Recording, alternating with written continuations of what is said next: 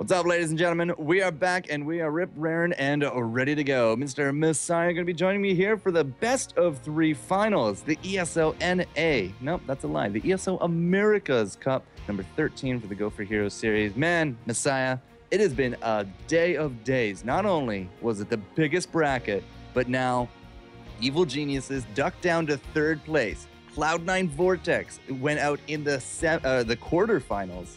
And now we're going to have Barrel Boys up against the newcomers of the Happy Faerie Dragons.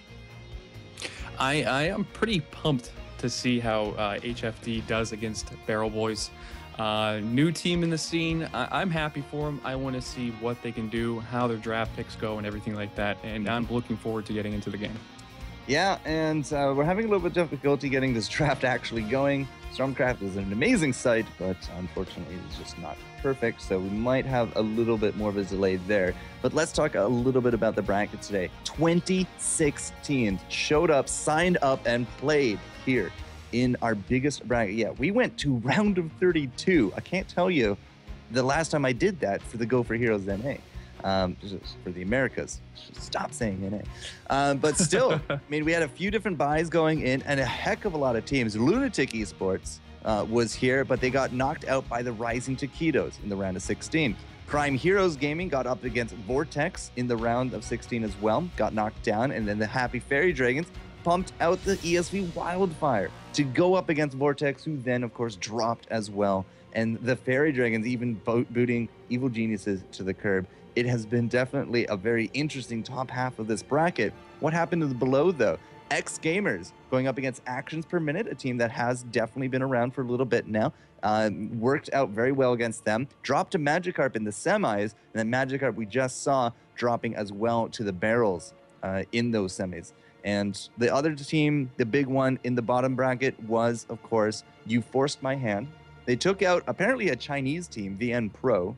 Then Prime Evils Gaming, and they dropped to Barrels in the quarters. But You Forced My Hand came out swinging this week in the amateur leagues. A lot of new faces coming out, a lot of great matches. Like I said, I'm looking forward to HFD and Barrel Boys, and let's see if they can take home the gold. All right, so draft has started. We're going to Sky Temple, ladies and gentlemen. And already, Happy Faerie Dragons are not going to be happy with a Rhaegar on the board. So he's going to be the ban. The flip is going to be a Sergeant Hammer from the Barrels, which leads us into a first pick Uther for the Dragons. And over on the Barrel Boys side, just like last match, Vala picked as #1 pick. We also have Tassadar picked. Great picks there with the Tassadar with the shields, helping Vala survive from team fights, etc.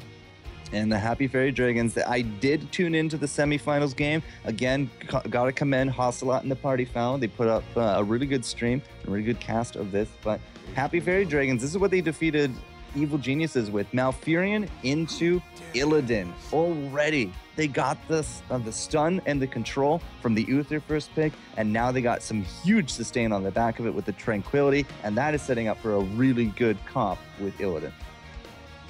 Just looking at this, they're going to be pumping out the heals on Illidan. It's going to keep him alive, especially in those team fights and Metamorphosis. I want to see what Barrel Boys is going to pick here to kind of counter what's going to be coming out.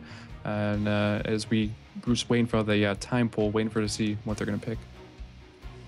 And we are going into that pool. They're really thinking about this. If evidence will say it will be an ETC, well, all right, it will be an ETC. There you go. Who did they also go with at this stage of the game? I think it actually surprised the heck out of me last draft. It's escaping me at this point, but they did go a little bit of a different direction than we kind of saw. But with an ETC frontliner, they got a Tassadar. They need to get a healer. Rhaegar's out. That also is an Uther and Malfurion on the flip side. So you're stuck with either a Lily or a Brightwing.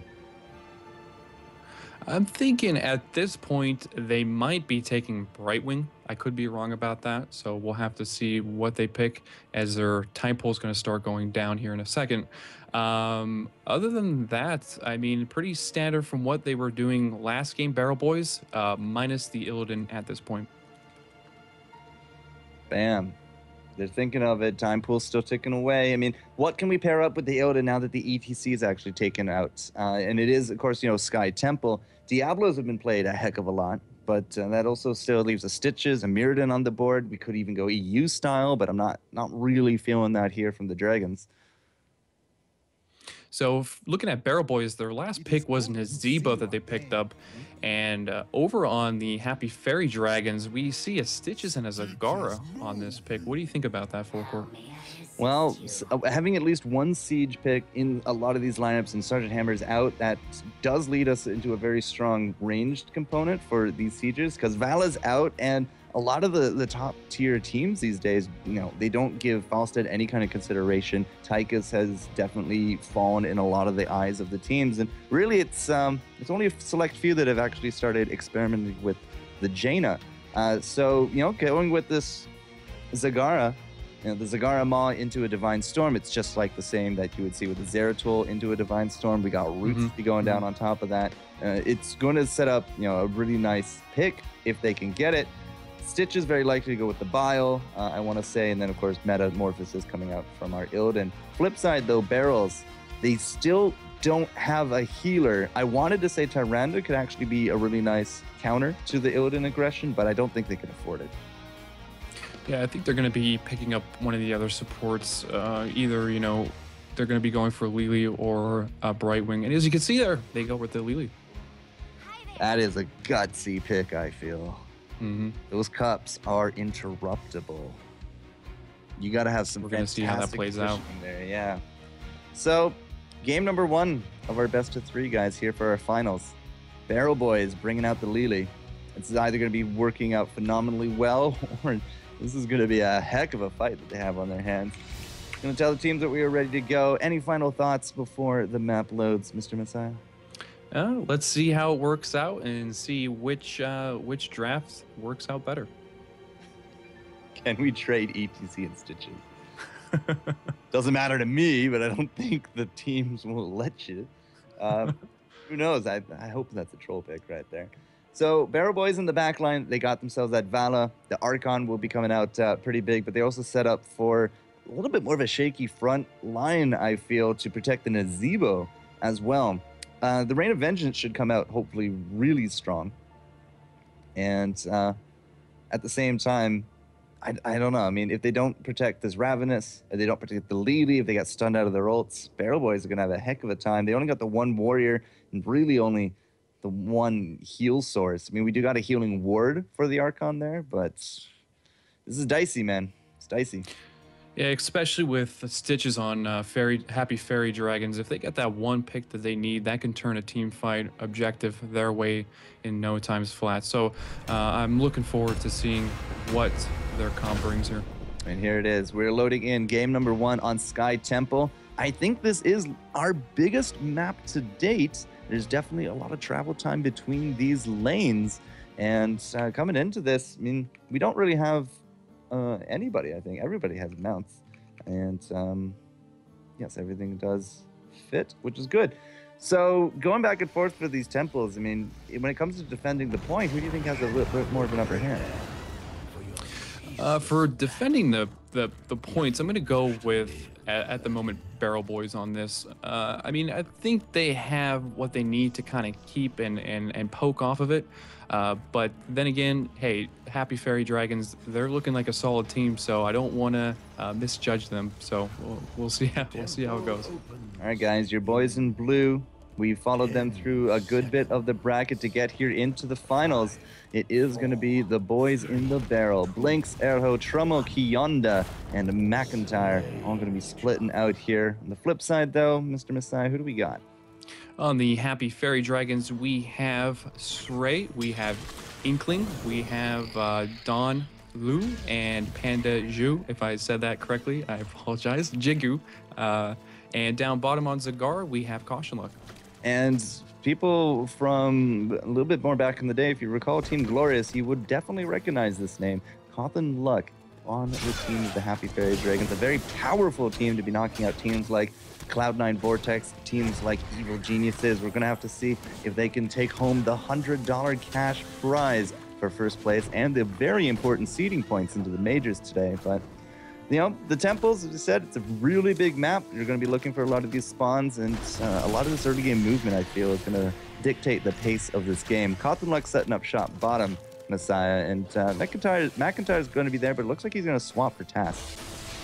Yeah, just looking at what was happening down there on Zagara, she just has so much damage early game, especially to Vala, just pushing her away like that, where Tassadar actually has to switch lanes to come down bottom to kind of counter it, where Vala looks like McIntyre is going to be going up. Yeah, so McIntyre with the Vala. Early game, don't try to 1v1 the Zagara. You know, get in with some of those ganks. She doesn't have that much mobility or survivability earlier on. And but I say that, you know, level 1 talent, Reconstitution is there, 200% health regen. She's looking for that sustain. It does look like Cottonluck is going to leave Kionda down here to the bottom lane, to his own devices. He's going to be coming up to the mid. Trummel is going to be the big target of the Hydralisk, but point so far going the way of the Happy Faerie Dragon. They're keeping on the control, you know, very, very well right here. As you see, Dawn with the hook, but doesn't really get anything off of it. And as you can see here, Barrel Boy's just taking control of this. Yeah, Don Liu gets isolated out. Erho with a really fantastic power slide in. They almost grab the kill on top of the Illidan, but the point will swap ownership over to the Barrel Boys, and you're going to have to start thinking about that top point now. Experience lead going their way as well. Level 4 to 3, everyone is going to have to back off, wait for their own level 4 talents, because, you know, this early on, you cannot afford to suffer multiple deaths on this map. And at this point, as you can see, Barrel Boys took control of middle. They completely had that, and top was not even touched at all. So now this gives everyone's attention to go up top and try and claim this shrine also. And with Barrel Boys, they have the lead right now with almost a full level. Yeah, absolutely. Don Liu once again just looking himself a little bit too deep into this, but the Roots is so very close to taking home the battle count. A nice shield combo at the end is going to keep him up. Don Liu still, again, not really looking that healthy. Does have a healing ward into the back line there. Cottonluck getting some big damage off from the side. Stray is now going to be in the thick of things as well. A lot of low hit points, but it is going to be once more Stitches going down in these engages, and that is the retreat. Happy Faerie Dragons could not contest anymore. It looks like they're going to split back to their lanes. Barrel Boys with control of both of them now, taking a lot of stuff down from top. We have from mid, and as you can see on the other side, Happy Faerie Dragons just going back to lane to try and get back up in experience to kind of catch up before the next temple comes up in bottom. The Happy, the Barrel Boys spam coming out strong in chat. A lot of staunch supporters here. For the boys in the barrel. That's good to see. I don't mind it whatsoever, guys. Spam away to your heart's content. Double healing ward at the level 4 for the Barrel Boys. That is definitely going to be a good factor here, because some good single target heals from Lily, the cups at 10, and of course the shield and double healing ward does set themselves up for a lot of sustain. Of course, you know, Erho can heal himself out there as well, can even talent it for the groupies, although we're likely to not see it. And, you know, in terms of a burst comp, it's really going to come down to the Happy Faerie Dragons to make Levites 5-on-4 if I think they want to continue on with this match. Yeah, the thing with Sky Temple is the whole factor of if you fall behind and, you know, you don't catch up, there's a possibility it just snowballs out of effect. So what they need to do here is just get this lane experience, try and catch up, and get ready for this next temple down below, because on the side effect, if, you know, Barrel Boys turns 10, it's going to be in their favor. And you already see the Happy Faerie Dragons. They're pushing into this top as much as they can. There are no towers left, although here comes a little bit more of a defensive stance from the Barrel Boys. Stray has been absolutely just busy with these bruisers, and they're going to be looking to time that out to push down the top while the next temple spawns. It's very common if you're on the back foot to not contest the bottom temple, but instead push with your bruisers, and that way you actually equalize out for the fort counts. So we'll have to see what both teams are going to be doing, because we are going to have the counter bruisers here as well, and we'll have to see if the Faerie Dragons are actually going to go down to try to contest. But now Stray, good timing, he's actually going to come right into here, but he gets pushed right off, and that's not going to be a cap whatsoever. Don Liu coming in, that's going to be a healing ward there as well. They're looking for the kill on top of Blinks, but they're having a heck of a hard time landing all this auto attack damage. The blinding wind is doing some great work, but that's going to be a hook, and the sandwich on top of Trummel might not have been the bruisers, but at least they got themselves a kill, and the timing is perfect because the temple is coming up bottom lane.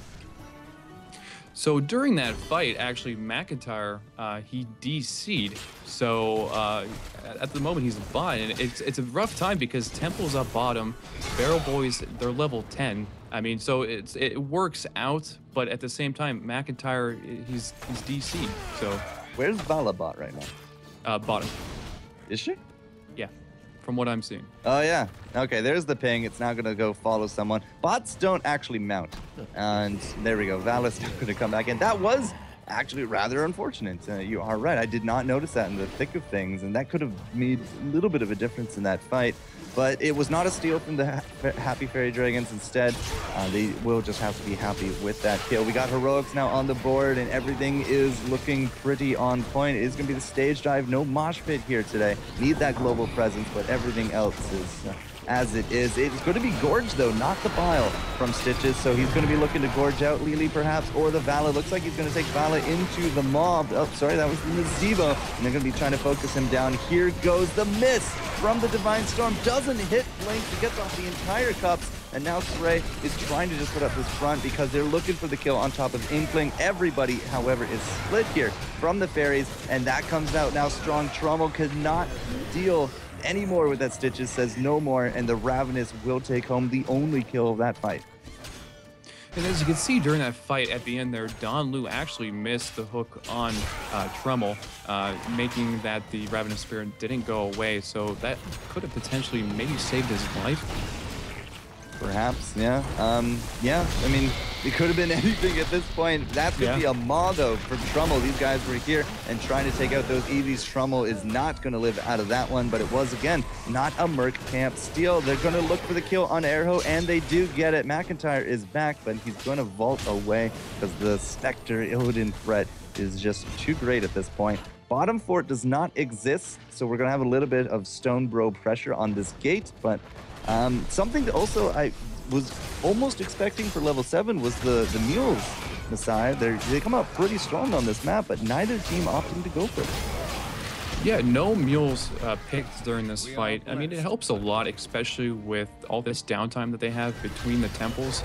And as you can see down at the bottom, just Happy Fairy Dragons taking the boss. And that's going to be pushing bottom lane. Yeah, McIntyre is here. He's going to land a lot of damage. It's not an AA Vala. It is just the multi-shot build with Rain of Vengeance to boot. So they're not really going to lose too much out of this. We're also not nurturing it, and because there's no mercs, or sorry, there's no creep wave to actually be joining this boss. And you can see Coffin, like, he's going to start hitting the other tower just very, very slightly. But in terms of boss pressure, they're just removing it out of the map. They're not really getting too much out of it, but they also now don't have to worry about it on the back of a bad fight. Yeah, it was just kind of something to a map objective to take it down for when temples come up next. As you can see right now, pretty much what's happening is they're just laning, killing minion waves. As you can see over up top, Faerie on Illidan just working those bruiser camps. Going to try and cap that before the next temple comes up. And the tempo should be within the next 30 seconds or so. Time to, oh, there it is. Man, I'm 2 for 2 on those today. It's fun. Airho up top is not really going to be worried too much about Don Lu and Panda Jigu on top of him. I mean, neither of them really going to be bringing the pain. And Inkling is thinking about bottom, but I guess he's deciding otherwise because there goes Malfurion. He's totally caught out. Sprays down to half, and without that Malfurion, we're not going to be contesting this top whatsoever. So yeah, now you can see all of the dragons. They're like, all right, bottom it is. Inkling did a big U-turn, and they're just going to swap out those temples one to one. Yeah, Barrel's going to be taking top. They're also going to be pushing with it, so it actually does more and more damage. On the bottom, you have Happy Fairy Dragons trying to claim that so they can do some damage back. Depending on how hard Barrel Boys pushes, I think they're going to get more out of this than Happy Fairy Dragons. But as you can see, in mid lane, though, they are pushing that decently well also.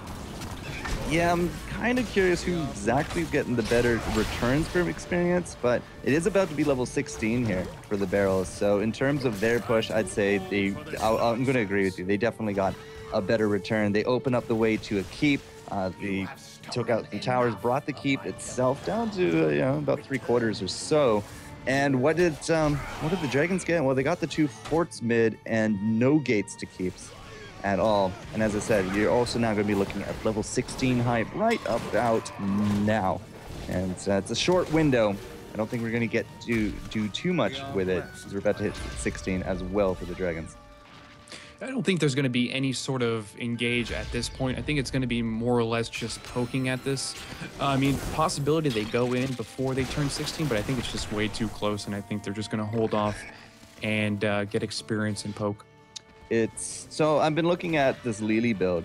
She went Conjures into the healing ward. Oh, somebody's getting caught bottom. Oh, Stray well, he's not going to get hit by the rain, but he is going to get hit by the power slide. It's forced out for that Metamorphosis. Now, Inkling's here trying to just keep him up, but that is a big ultimate not ready for this next engage. Now, unfortunately, there's not going to be any temples for them, so the timing could have been better, and he will live, but it's just a little bit of a window of opportunity here for the barrels.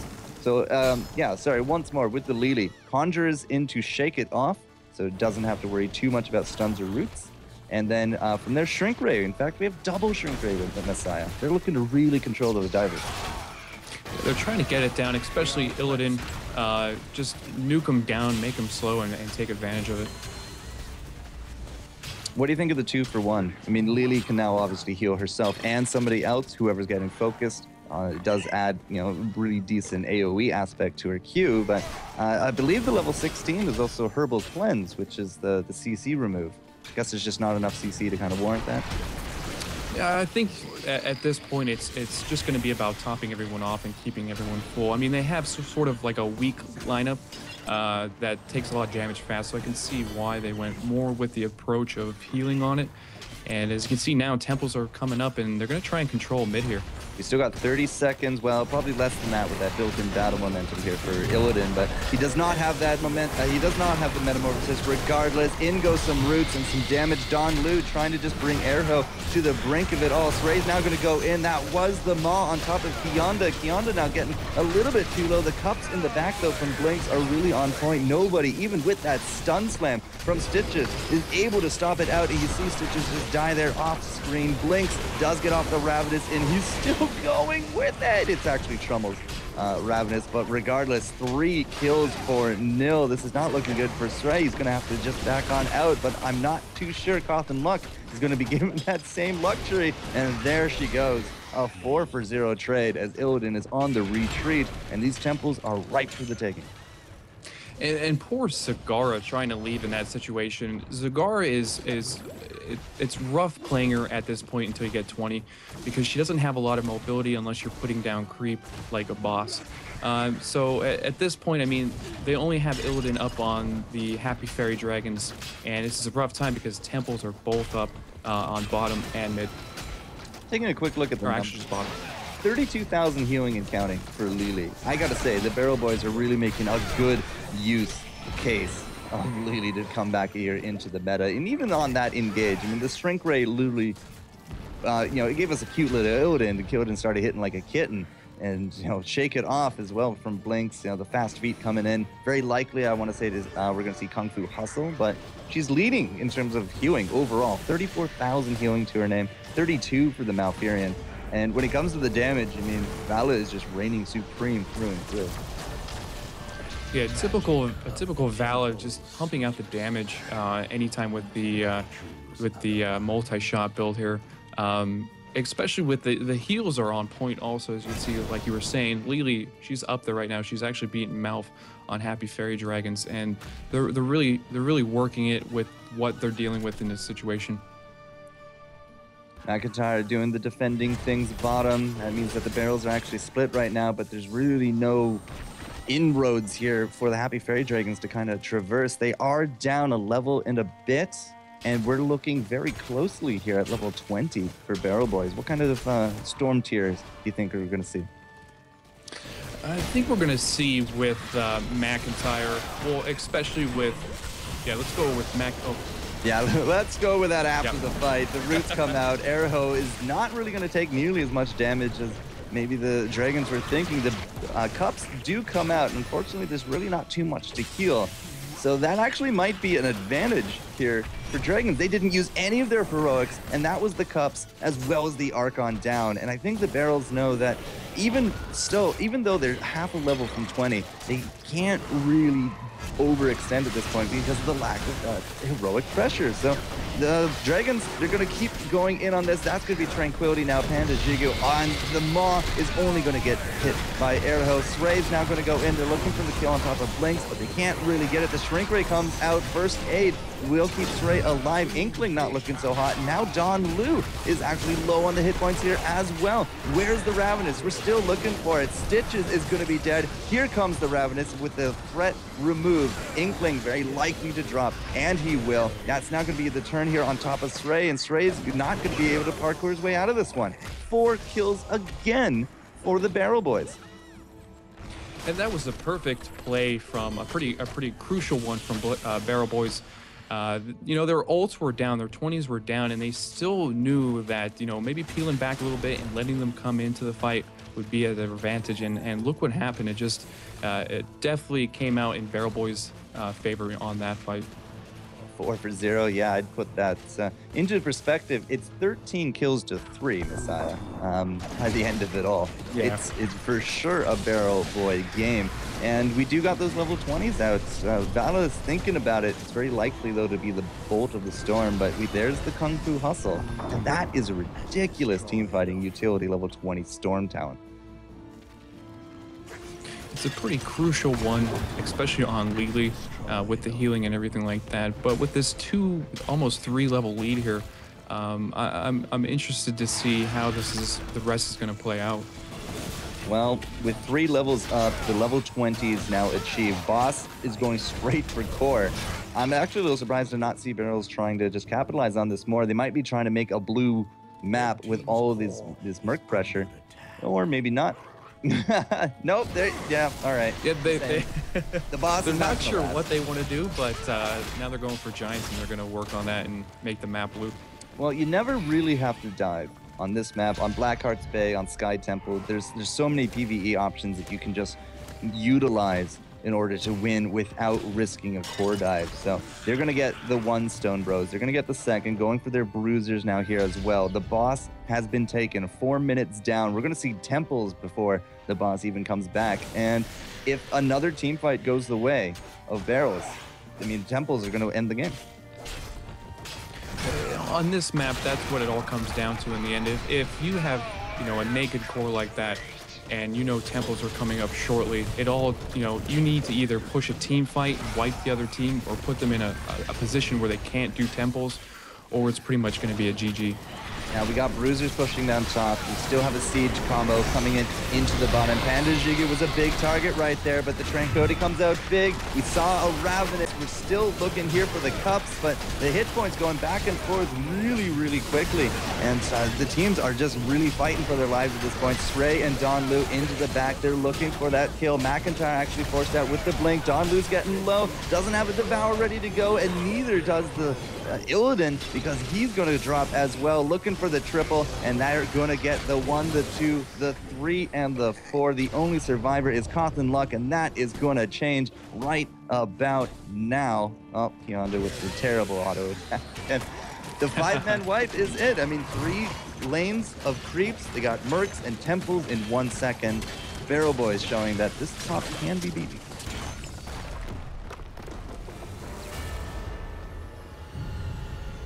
Good game, man. It was a really good game. The Barrels are so strong. This is why they're in the ESL majors. This is why they're here into the finals. They haven't dropped a game this entire tournament. Happy Faerie Dragons is definitely having their work cut out for them. They are the newcomers here into the finals. They're almost a brand new team. I want to say they've been around maybe a week or two. But man, Barrel Boys, so good. Barrel Boys, yep. As you can see in chat with the Barrels talking about it. But just to go over how the match went out, for the most part from the beginning, it was kind of even for the most part. And a map such as Sky Temple, it really comes down to who's going to come out in front first, in my opinion. After a certain pound, it's a really sort of snowballing map. So if you get a little bit behind, there's always that hard task of trying to get back up there. And it's just something that on this turnaround, Happy Faerie Dragons couldn't come through with. No, not at all. And if you recall, some of those early game deaths were Stitches. Was consistently on the wrong side of a lot of these fights. Split from his team, split from his healers. He was focused down quite a bit. And that could be something to really look forward to in terms of an improvement. Don Liu, perhaps, sticking with the team a little bit more. He also took Gorge. And the only reason I can only imagine that he'd get to the other side of that fight is if he was trying to spread out the vial, the putrid vial. But he took Gorge. So, I don't know, man. Like, the positioning there was a little wonky to me. Yeah, I mean, Don Liu was getting caught out, and it's rough playing Stitches because you're such a wide body, and especially with ETC tanking on Barrel Boys' side. That's a lot of body blocking, and if you're just excellent at body blocking, he's not going anywhere. So that's a lot of times how he got caught out. Actually, FourCourt, somebody wanted me to let you know that Magikarp got third. Yep. Yeah, there was the Evil Geniuses forfeit. They decided not to play out the match. Okay, because somebody sent me that on Skype. When I say they got docked down to third, I meant the third place match. They didn't automatically get third. They had to fight for it, and they decided not to. So they will take fourth, Magikarp third. Those are for seeding points. I believe top 8 actually go home with seeding points. Top 1, however, is for the cash. So when we return, Barrel Boys looking for the 2-0 and the $100 prize and the seeding points. Happy Fairy Dragons have impressed us so far. Let's see if they can bring it back. When we return, we will have that game for you guys. Messiah and FourCourtJester will be here, so we'll see you in a few.